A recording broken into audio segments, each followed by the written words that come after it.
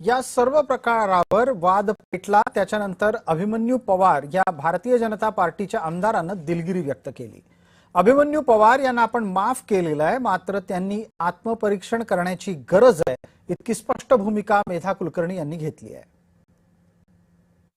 एक तर हा कार्यक्रम काय माझ्या घरचा नाही, त्या लोकप्रतिनिधी आहेत, मी लोकप्रतिनिधी आहेत, त्या खासदारात वरिष्ठ आहेत, माझ्यासाठी माझ्या बहिणीसारखे आहेत। मी अपमान करण्याचा काही हेतू नाही आणि जरी माझ्या बोलण्यातून तिच्या भावना दुखावल्या असतील तर मी दिलगिरी व्यक्त करतो।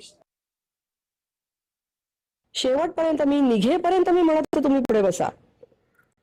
आय स्वेअर, मी परमेश्वराला साक्षी ठेवून सांगते की मी जे बोलते ते सत्य बोलतेय, मी सत्य बोलतेय। मला याच्यातून काहीही फायदा नकोय। मी विषय शांतपणे घेतलाय, मी माझ्या कामासाठी परत पुढच्या कार्यक्रमाला मी रुजू होणार आहे। मी हा विषय सोडून पण दिलाय, मी अजूनही अभिमन्यू जाणार।